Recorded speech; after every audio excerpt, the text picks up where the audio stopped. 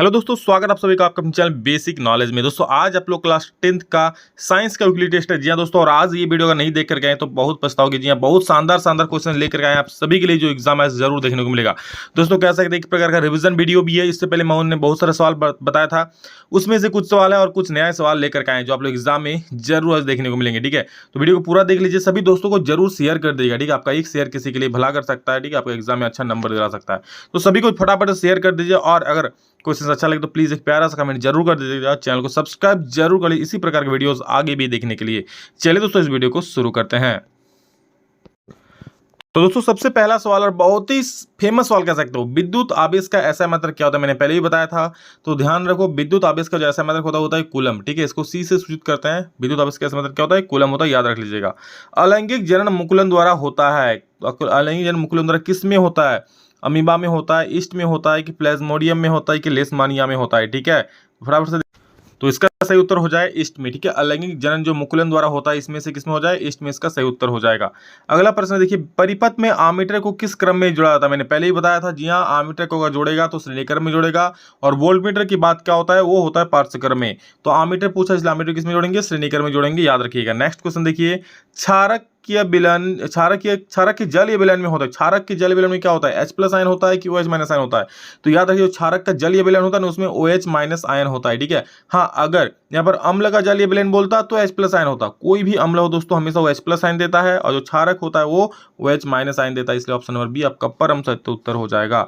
अगला प्रश्न है, जल की अस्थायी कठोरता को हटाने के लिए किस सोडियम यौगिक का उपयोग है। जल की जो कठोरता हटाने के लिए किसका उपयोग होता है, मैंने कहा था इसके लिए दोस्तों आप लोग Na2CO3.10H2 का यूज करते हैं, यानी कि सोडियम कार्बोनेट का यूज किया जाता है। यानी कि ऑप्शन नंबर बी बिल्कुल सही हो जाएगा। ठीक है, अब देखिए जब जल कड़वा हो जाता है, झाग उत्पन्न नहीं करता, उसमें सोडियम कार्बोनेट यानी बेकिंग सोडा बोल रहे, धोने का सोडा यूज किया जाता है, यानी सोडियम कार्बोनेट। अगला प्रश्न है, निम्नलिखित में से कौन सा बुझा हुआ चूना है। दोस्तों बुझा हुआ चूना किसे बोलते हैं, आपको पता है। बुझा हुआ चूना बोलता है CaOH होल ट्वाइस को। ठीक है, वही बिना बुझा हुआ बोलता है तो यहाँ पर होता है CaO, लेकिन बुझा हुआ चूना बोला इसलिए CaOH whole twice, option number B हो जाएगा। अगला प्रश्न है, जनन की मूल घटना है। जनन की मूल घटना होता है DNA की प्रतिकृति का बनना।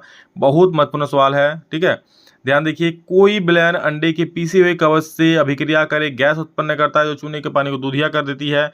इस विलयन में क्या होगा। ठीक है, इस विलयन में क्या होगा आप लोगों को बताए थे, इसका आंसर कमेंट करके जरूर बोलिएगा। आगे देखिए 9 नंबर, साधारण नमक का रासायनिक सूत्र क्या होता है। दोस्तों ये सवाल मैंने पढ़ाया था पहले वाले वीडियोस में भी, तो उसको कमेंट में जरूर इसका आंसर बोलिएगा। साधारण नमक का रासायनिक सूत्र क्या होता है। ठीक है, तो साधारण नमक बिल्कुल साधारण सा है, क्या होता है, NaCl। इसके बिना कोई खाना नहीं चलेगा ना। मैंने कहा था आपको, समोसा का उदाहरण दिया था ना। सिर्फ समोसा में नमक थोड़ी होता है, हर एक चीज में नमक होता है, मतलब जो भी नमकीन चीज होता है। लाल लिटमस पत्र को नीला कौन करता है। लाल लिटमस पत्र को नीला कौन करता है, अम्ल या क्षार। तो देखिए, लाल को नीला कर रहा है, नीला उतना डेंजर नहीं होता है, तो कौन, क्षार करता है। याद रखिएगा, तो क्षार होता है ना, क्षार, ये लाल लिटमस पत्र को नीला करता है। वही अगर पूछता नीला को लाल कौन करता है, तो लाल भैया डेंजर, तो अम्ल डेंजर कर देता है, यानी कि अम्ल नीला को लाल करता है, और जो क्षार है वो क्या करता है, वो लाल को नीला बना देता है। ठीक है, चलो, किसी भी उदासीन विलयन का pH मान, अरे भाई 7 होता है ना। उदासीन रहेगा तो 7, अम्ल रहेगा तो 7 से कम, और क्षार रहेगा तो 7 से ज्यादा। हमारे शरीर में pH कितने परास के बीच कार्य, हमारे शरीर का जो pH मान है वो 7 से 7.8 के बीच में रहता है, याद रखिएगा। पराग कोष में होते हैं, तो दोस्तों पराग कोष में होता है पराग कण, याद रखिएगा। बहुत फेमस सवाल है, कई बार एग्जाम पूछा है, बोर्ड एग्जाम में आप लोग जरूर एग्जाम में सवाल बन सकता है। पराग कोष में क्या होता है, पराग कण होते हैं। अगला प्रश्न देखिए क्या बोल रहा है, नेक्स्ट क्वेश्चन कहा गया, यदि किसी चालक की किसी भी अनुप्रस्थ काट से T समय में Q आवेश प्रवाहित हो रहा है, बोल रहा है किसी चालक तार से, आप ऐसे समझ लो, किसी तार से T समय में Q आवेश प्रवाहित हो रहा है, तो उसमें धारा क्या होगा। तो मैंने आपको कहा सिंपल सा, विद्युत धारा का सूत्र पूछा और कुछ भी नहीं पूछा, तो I=Q/T। आपको पहले भी हम बता चुके थे बहुत बार, I=Q/T होता है। इस फॉर्मूला को याद रख लीजिएगा। ठीक है, या फिर ऐसे भी हो सकता है, Q=IT लिख सकते हो, ऐसे भी लिख सकते हो, कोई दिक्कत वाली बात नहीं है। अगला प्रश्न है, किसी समष्टि को अपना अस्तित्व बनाए रखने के लिए कौन प्रक्रिया आवश्यक। देखिए ये भी मैंने बताया था कि समष्टि को अपना अस्तित्व बनाए रखने के लिए, ठीक है, अपना जो वंश है उसको बनाए रखने के लिए क्या चाहिए, जनन की घटना बहुत ज्यादा जरूरी है। इसलिए ऑप्शन नंबर सी जो है बिल्कुल सही उत्तर हो जाएगा। अगला प्रश्न देखो, अब दोस्तों यहाँ पर आप लोग का सारा ऑब्जेक्टिव समाप्त होता है। हर एक ऑब्जेक्ट को देख लीजिए और आप लोग कमेंट में जरूर बोलिए कि 15 में से आपको कितना आता था। ठीक है, हर एक सवाल इंपॉर्टेंट है एग्जाम के लिए, एग्जाम के दृष्टिकोण से।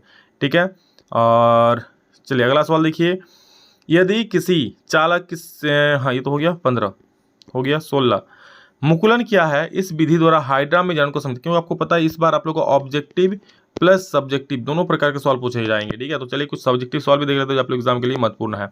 मुकुलन क्या है? इस विधि द्वारा हाइड्रा में जनन को समझाइए। तो मुकुलन जो है ना एक प्रकार का अलैंगिक जनन है। क्या? अलैंगिक जनन है जो जनक के शरीर से कलिका फूटने के बाद उत्पन्न होता है। ऐसा है इसमें से मान लो कलिका इस प्रकार फूट गया, तो यही क्या है? यही मुकुलन कहलाता है। समझ गए? तो कलिका फूटने से उत्पन्न होता है, इस कलिका को क्या बोलते हैं? मुकुल बोलते हैं। मुकुल विकसित होकर एक पूर्ण जीव बनता है और यही जो आगे बढ़ता है क्या? एक पूर्ण जीव बनता है, जैसे कि यीस्ट हो गया, हाइड्रा, ये सभी क्या है? मुकुलन के द्वारा ही पैदा होते हैं, ठीक है। हाइड्रा के शरीर की अब कैसे बनता है? हाइड्रा कैसे काम बनता है मुकुलन के द्वारा? तो देखो, हाइड्रा के शरीर की कोशिकाओं में बार बार विभाजन होने से एक उभार बन जाता है। जैसे बार बार विभाजित होता है तो एक उभार बन जाता है, जिससे इसे ही मुकुल कहते हैं, जो धीरे धीरे बड़ा होकर एक नए हाइड्रा ग्रुप में परिवर्तित हो जाता है। परिवर्धित नहीं, परिवर्तित होगा, ठीक है। अगला देखो, विद्युत धारा की परिभाषा लिखिए, इसका ऐसा मतलब क्या होता है? तो विद्युत धारा का परिभाषा क्या हो जाएगा? विद्युत आवेश प्रवाह की दर को विद्युत धारा कहते हैं। धारा यानी कि आई, जिसको हम लोग बोलते हैं Q/T। Q मतलब आवेश, T मतलब टाइम। तो आवेश प्रवाह की दर को, ठीक है, क्या बोलते हैं हम लोग? विद्युत धारा बोलते हैं, याद रखना। और इसका ऐसा मतलब क्या होता है? एम्पियर होता है, जिससे हम लोग ए से सूचित करते हैं। किससे? ए से सूचित करते हैं। बहुत शानदार सवाल है, देख लो।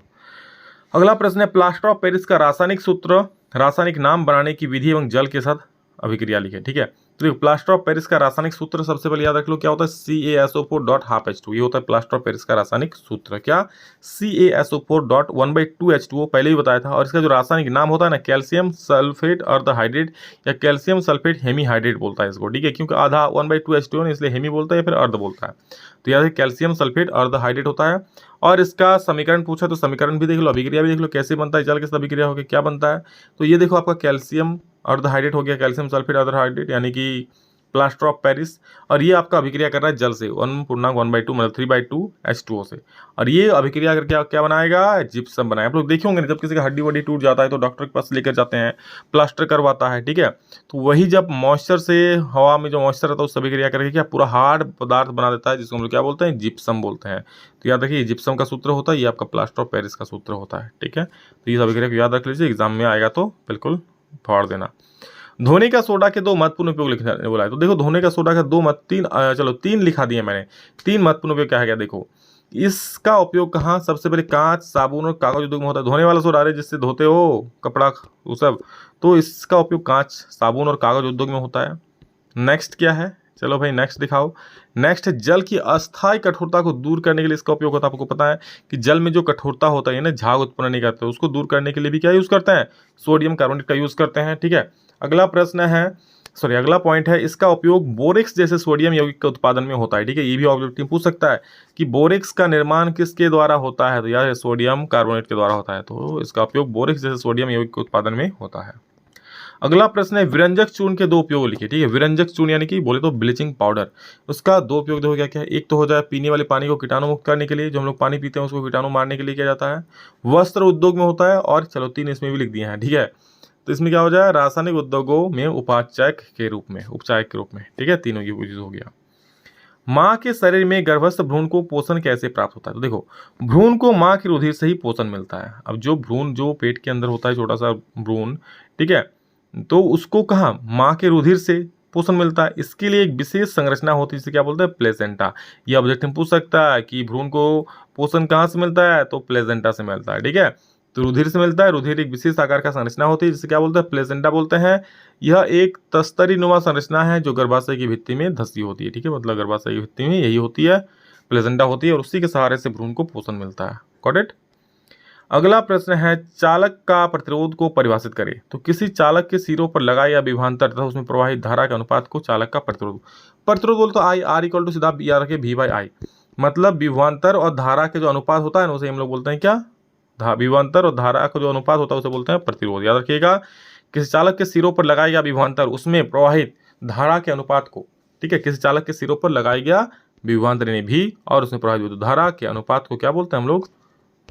प्रतिरोध बोलते हैं। बस सिंपल सा है, समझ गए? तो ये था दोस्तों आप लोगों के बहुत बहुत बहुत महत्वपूर्ण क्वेश्चन। हर एक चीज़ को देख लीजिए, एग्जाम में इसमें से सवाल आ सकता है बहुत, और इसमें से मैक्सिमम क्वेश्चन हम आपको पहले ही बता दिए, तो बस एक रिवीजन कर लीजिए, ठीक है। और आए तो बिल्कुल फोड़ दीजिएगा। और हर एक क्वेश्चन, इसमें से क्वेश्चन आप लोगों को 100% बनेगा ही बनेगा, इसलिए वीडियो को देखिए। और अच्छा लगे तो प्लीज़ दोस्तों को जरूर शेयर कर दीजिएगा, ताकि मुझे और इस प्रकार वीडियो आप लोग आगे भी देख सको। चलो दोस्तों, love you all, thank you all of you, अभी इतना ही, फिर नेक्स्ट में जल्द मिलेंगे, तब तक के लिए जय हिंद, वंदे मातरम।